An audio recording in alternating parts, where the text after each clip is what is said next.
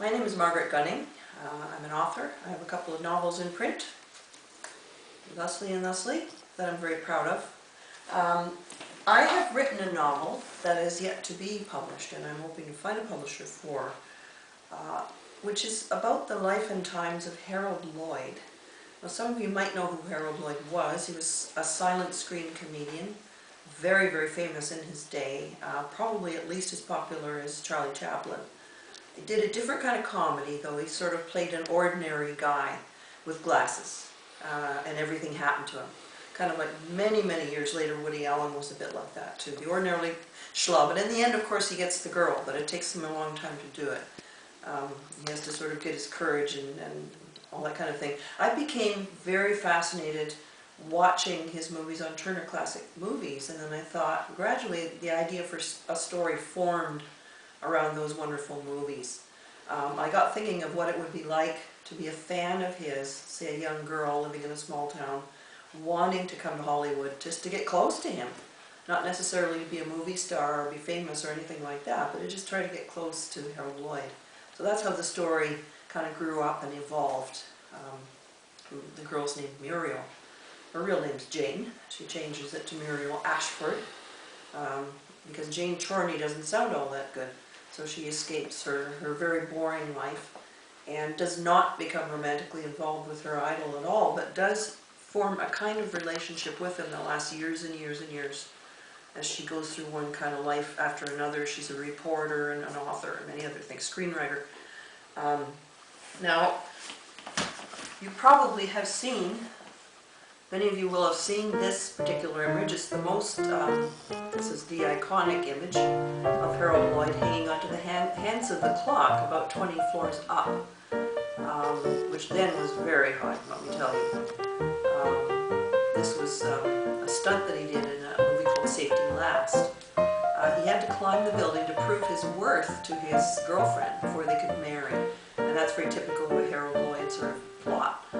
He hated climbing and he hated heights, by the way, but did it anyway. This is kind of what the Harold Lloyd persona was. He was a wimp, he was a nerd, just sort of a sweet, shy, bumbling sort of personality. It took him a long time to get the girl in the end, but he always did. And this is closer to what Harold Lloyd really looked like. So obviously he was no nerd. He was a handsome man, well-dressed, very, very wealthy. So there was a kind of a discrepancy there, although I think Harold Lloyd was also a very kind of a savvy Midwestern businessman in many ways too. This is one image I particularly like. This is Harold and his wife Mildred Davis. Now, if these aren't movie stars, I don't know who is. Just look at the way they're dressed, the way they're standing, their body posture, everything about them says Hollywood royalty. And this is probably in the 30s or 40s when he's not even in his heyday anymore. And I think the respect for him continued probably right into his death. He was a revered figure in Hollywood and elsewhere in the community, with philanthropist and many other things. I don't try to deal with all of this in the book because he lived to be 80 years old. But I do cover probably until he's about 40. I don't have a picture of my character because she's fictional, but I found a picture of a young woman, probably taken around 1900, and this is how I picture Muriel as being sort of an old-fashioned looking girl. This is actually an actress named Mary Miles Minter, which is a great name for an actress in those days, and they were always comparing her to Mary Miles Minter. So, where's my book? Here it is. I have it here. I'm going to be reading an excerpt from the novel. As I said, it's not published yet. Publishers are more than welcome to look at this book because I really do think, I think it's the best thing I've done. Because I was the most engrossed in the subject matter, I became very, very involved in it. I came to know Harold Lloyd in a way that still is special to me now. In this scene, Muriel's having to work at a speakeasy to make ends meet. And you probably know what a speakeasy is or was. It's a bar. Alcohol was illegal. Prohibition was on big time. And you went to these establishments to drink, and everybody knew they were there. Even though they were raided once in a while, they went on Everything was hush-hush, couldn't be out in the open. And in order to get in, you had to give a password. So you got into these clubs, and they were smoky, and they were noisy, and people danced on the table. They really did. They could be kind of wild. And Muriel has to work there as a waitress to make ends meet. But guess who shows up one night? The line between my daydreams, my made-up Harold and his exotic world, versus my own grinding reality was becoming blurred. I was beginning to write down our imagined conversations, which were much more scintillating than our real ones. "Oh, hello, Muriel. Beautiful day, isn't it?" "Hello, Harold. Yes, it is." The fact that I was allowed to address him by his first name gave me a certain status among the girls, but that was all. After B's horrified letter, I was beginning to wish this interminable shoot would end. We were only called in on certain days, often for very short periods of time, so there was no loitering about, no time for gossip. I was convinced my immortal 7 seconds of screen time would end up on the cutting room floor. I was always seeing things that I shouldn't, and this time it was Harold and Mildred necking behind a wobbly flat. His hand was on her breast, but she didn't seem to mind. The wall was crumbling. No ring on her finger yet, so he would likely stop short. Our brief sexual spark had fizzled. Just as well, for my cousin was right on all counts. I should never have let him touch me. Then during yet another back-aching, dreary, smoke-choked night, serving illicit drinks at Frankie's, password chinchilla, my heart dropped into my shoes. There he was in the doorway, in that spotlight stars seemed to carry around inside them, elegantly dressed in a gleaming, expensive suit. Panic-stricken, I ducked into the kitchen. "Muriel," Susan whispered in my ear, her eyes huge with excitement. "Yes, I know."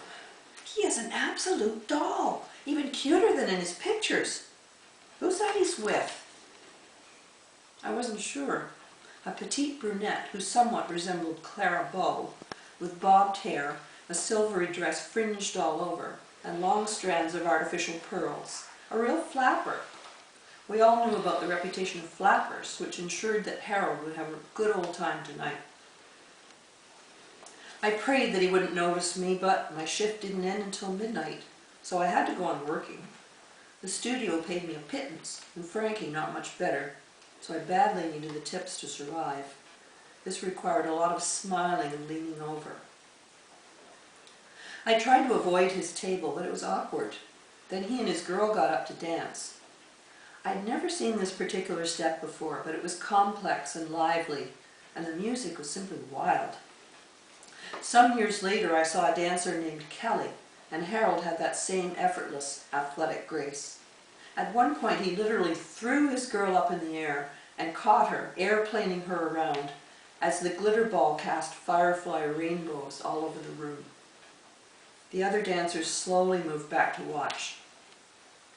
They finished with their version of the infamous tango from Valentino's Four Horsemen, both tribute and parody, sexy and funny at the same time.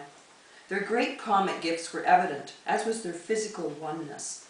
The applause went on, and Harold casually reached up and caught the cup as it flew through the air. Then I knew it was Baby Daniels. Officially, they'd broken it off, and she'd moved on. I didn't know whether to believe the darker story doing the rounds. Apparently they still had feelings for each other, for I was to learn that she'd had the diamonds from their engagement ring set into cufflinks, which he constantly wore.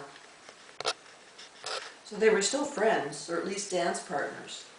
Since this place wasn't supposed to exist, they would be relatively anonymous here. People were more inclined to keep their mouths shut in those days. I studied her. She was dark, sleepy-eyed, and looked a little dangerous. Not really pretty. I could never get a fix on Harold's type. Having effortlessly blown the audience down, they sat down again. Harold wasn't even breathing hard. Bibi trotted across the room, waving gaily at a table of strangers. Harold's gaze swept the room. His eyes lit. If only he hadn't smiled, ignited that way.